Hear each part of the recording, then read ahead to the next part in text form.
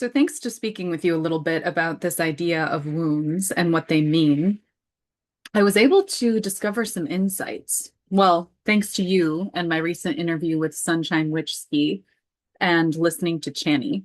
And so I wanted to use this time to follow up with you on some things that I've learned about wounds through conversation. It's kind of like the basic direction, I guess, at the beginning of this episode is that a really good way to take the first step to healing something is to talk about it. I know that sounds basic, but honestly, talking with you about it, talking with Sunshine about wounds and recovery, and listening to Chani speak this week about Chiron, the wounded healer, because he's moving into Taurus, got me thinking about wounds even more. And all of this is kind of connected to the fact that the wounded healer is making moves this week. I think there's a reason these insights are coming to me now because they're meant to be spoken about now. So thank you for giving me the platform to share with you, to talk, to sort some of these things out. And I really hope that some of the things that have come to me through dialogue, through conversation with you,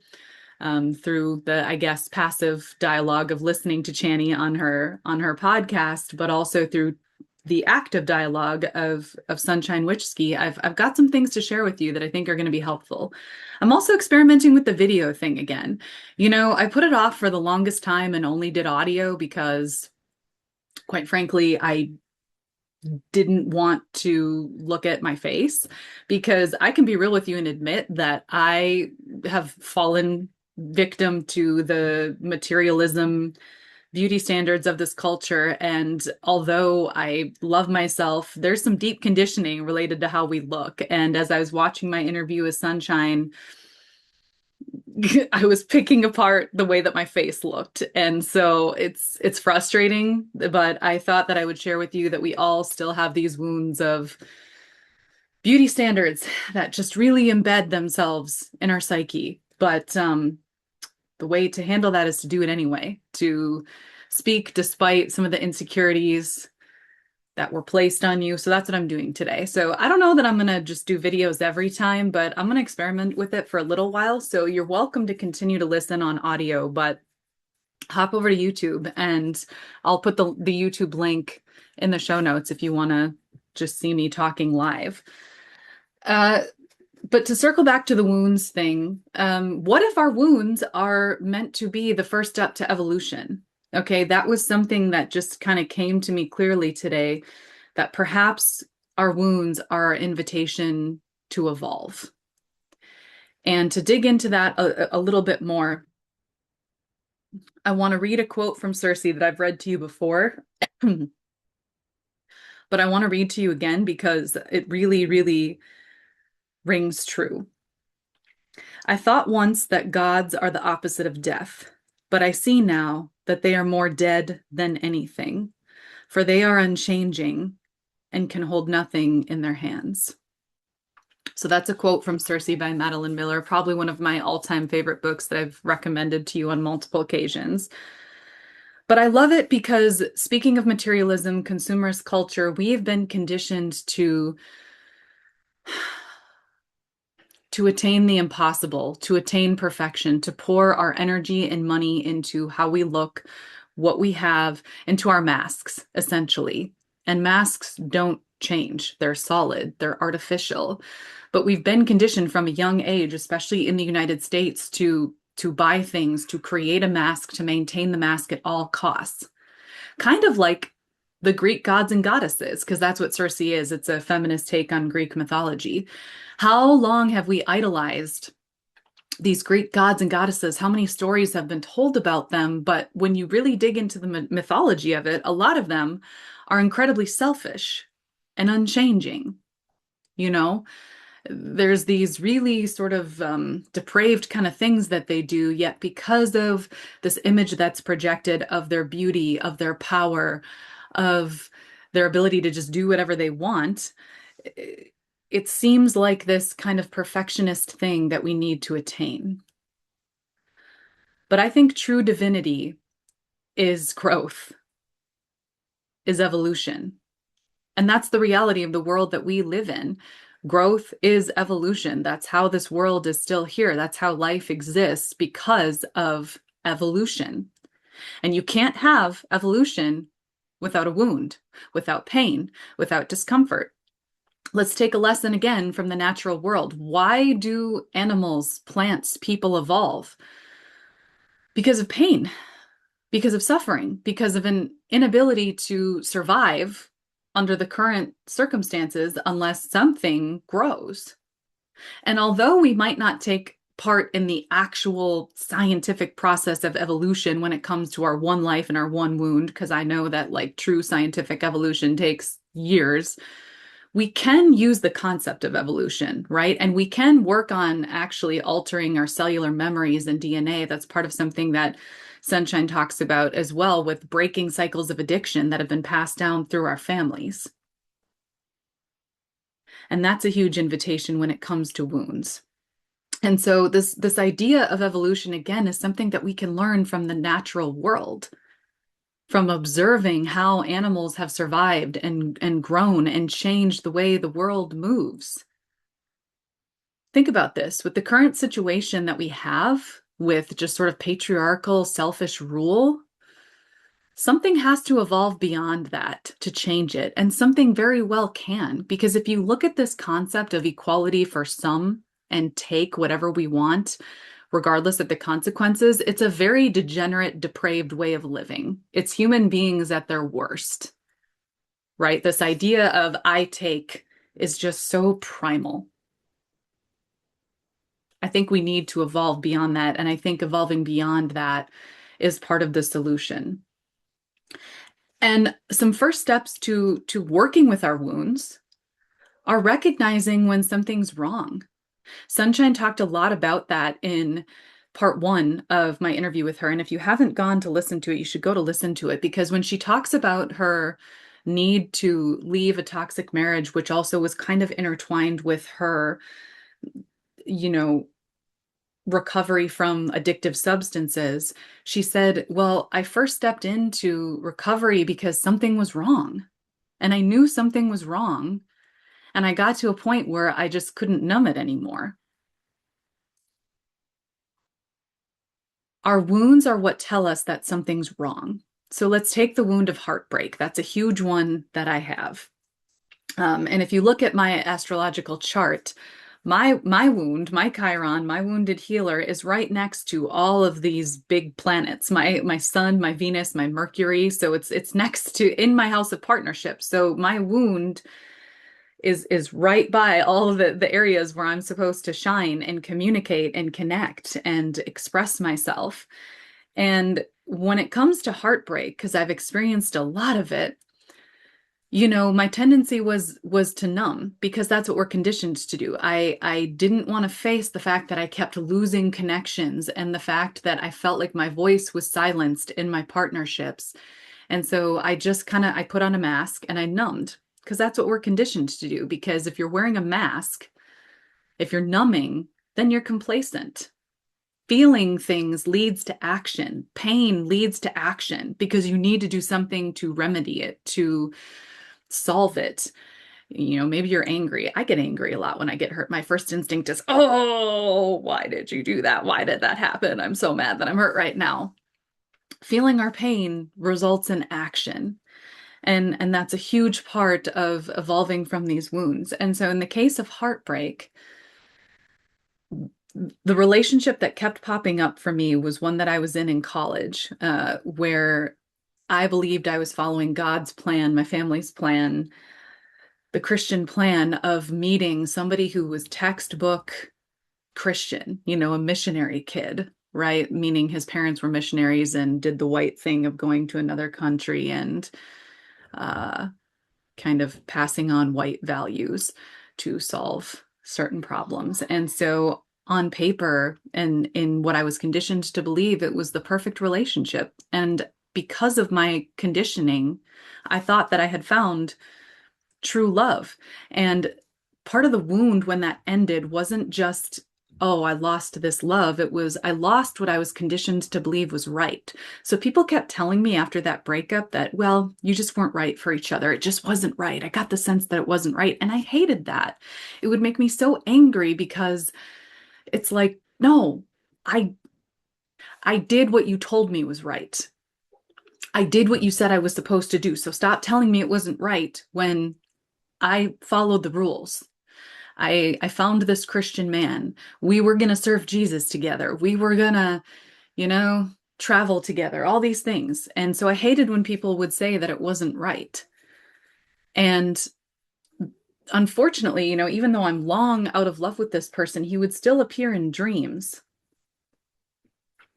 even up until, a few months ago. And it's because there was a wound there that had a lesson for me. Remember, this is the same boyfriend that I had when I started getting my lower back pain and my jaw pain, because the thing that wasn't right in this relationship is that I was pursuing a life that I was conditioned to believe was right, not one that was actually right. And the wound to my jaw and to my roots was a wound to my power.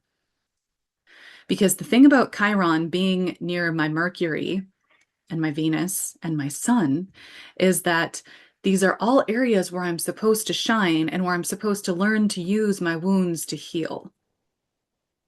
So now that I can recognize that that heartbreak was a wound to who I was supposed to be, to the mask I was supposed to wear, the thing that wasn't right was that that wasn't who I was at all. And part of the reason is because it was a really sexist relationship, and I was shamed in all the areas of planets that my where my wound is. So like Mercury, my voice, I was also shamed by this guy and by my peer group at the time for speaking that women should have equal rights and that maybe men aren't supposed to be the head of the family. Why is there a head?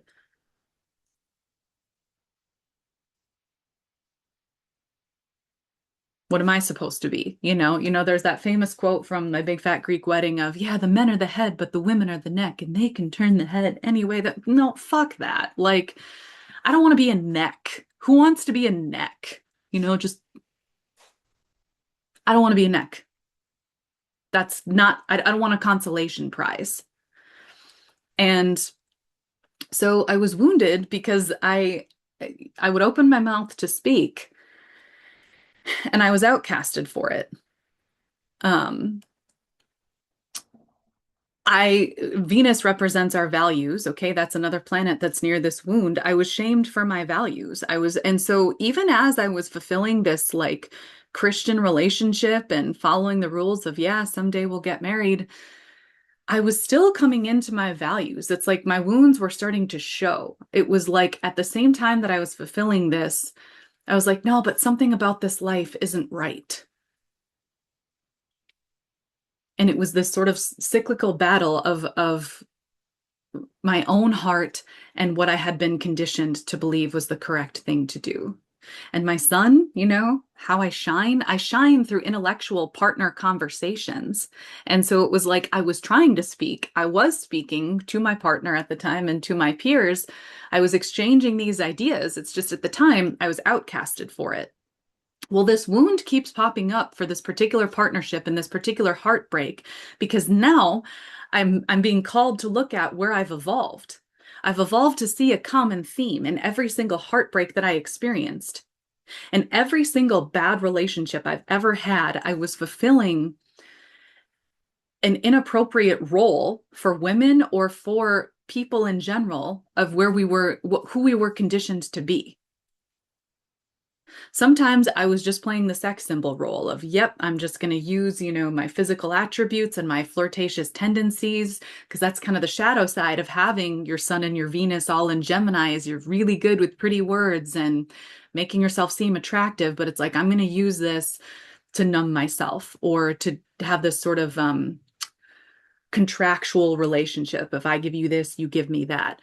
I used it for the roster. I used it to numb, meaning like distractions, because that's a wound of our culture is that we need to numb and distract ourselves. And so all of these wounds for me were about fulfilling because partnerships have come to be the teacher for me about the culture at large. that who I really was and who women are really supposed to be, which is leaders, which are people who are seen as intellectual equals, because that's a big thing too, is we're working on it, but women are still not seen as intellectual equals when it comes to exchanging ideas.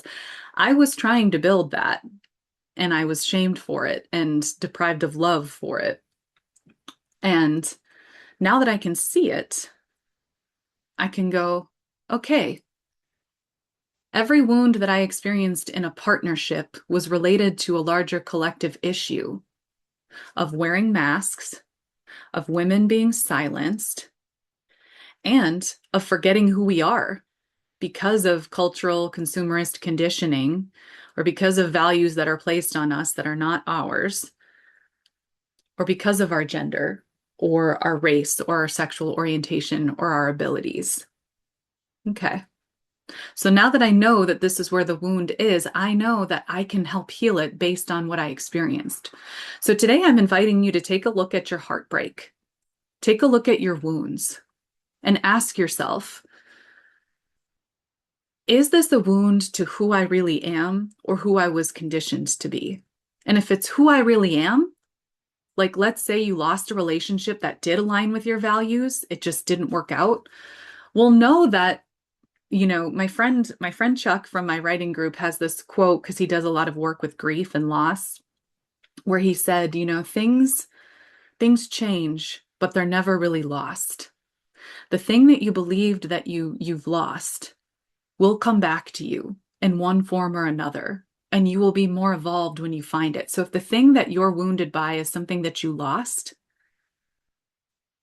but it was true to who you really are, see where you can pick it up again.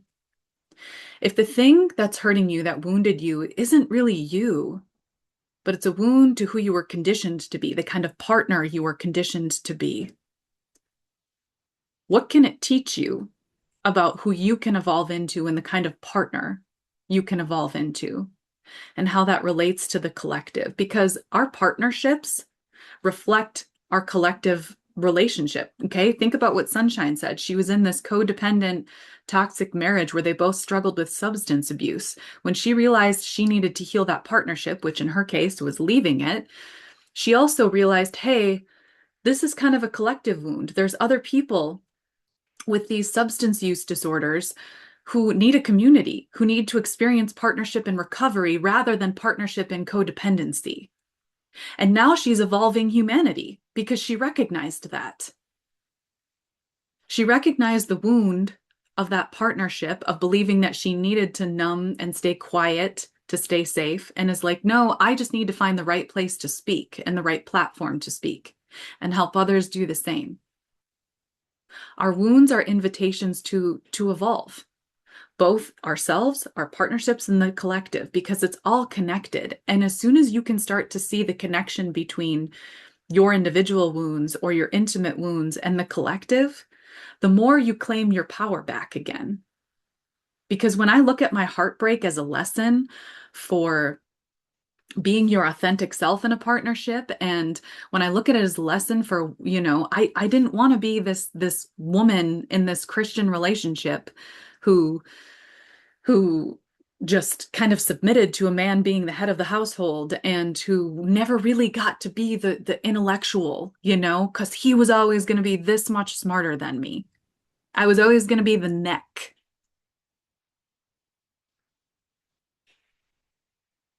That wound is there because I was being called to evolve. I was being called to recognize where my voice was silenced and my ideas were minimized, and to learn to speak those. Because here's the beauty of the situation. My friend Varla Ventura, my fellow author, I had her on the show. You should go listen to that interview if you haven't heard it, because it's great. Varla Ventura. In her book, Enchanted Plants, she talks about how the antidote is never far from the poison. And the beauty of our wounds is that our tools for confronting them are never far away. If you look just a little further up in my chart, okay, you move away from my seventh house where these wounds and planet clusters are, you get to Aries. And that's where my moon is, my emotions, my body. And Aries is in my fifth house of creativity. So Although I was sort of set up to be wounded in these ways, I also was handed a spear. I also was given the voice to confront it when I was ready. What's really cool about the Chani app, which I'm pulling up right now, and how she describes um, people with an Aries moon, is she says,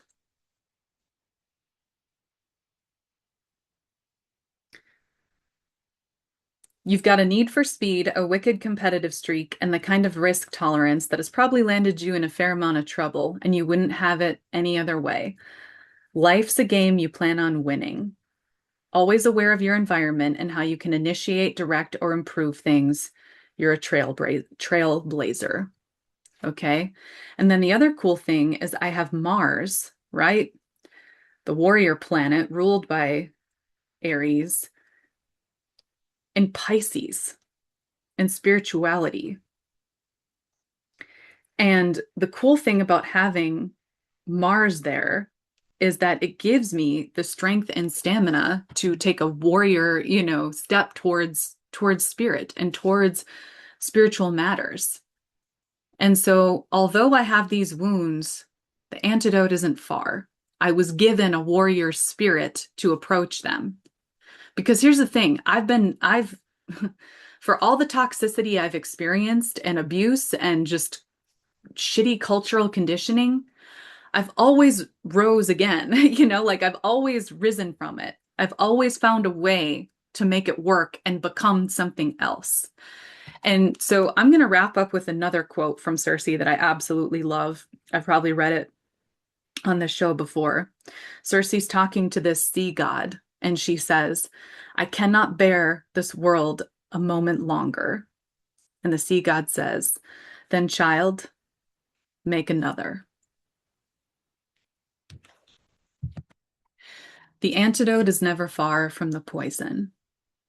And so, although you may be wounded, I invite you to reflect on what that wound can teach you about yourself, about others, and about the collective. And then I invite you to look at the rest of who you are and the gifts that you've been given, because chances are you have been given the exact tools to evolve and to do something about it. Because here's the thing, Aries won't be silenced, as you can see right in front of you. Aries isn't going to stop. I was wounded for a while, but I survived, and I'm coming back with my spear. I invite you to evolve today. I invite you to recognize that your wounds are teachers, and that perhaps you were conditioned to become something you weren't. And your wound is an indication that you need to start pursuing your freedom. Your pain is a way to pull you out of complacency and numbness, and perhaps materialism or escapism. Thank you for joining me today and for talking this out with me. I really appreciate you. Again, I don't know if I'm going to continue to do videos, but if you like them, let me know, because whether or not you like them is going to determine if I keep doing them, because I don't, want to put effort into the light and the face and whatever if it's not working for you. So let me know. And if you're just on audio, continue to be on audio. I love you. And as always, because now you get to see this live, how awkward I get during the thanks for coming part, as I'm also like trying to find my buttons to click end at the same time. You get to just kind of see that awkward process live. So there's lots of layers to this, but no matter the layers, thanks for coming. Dang it. I was supposed to end right there on the goofy smile, but then there was an extra click. There's always an extra click.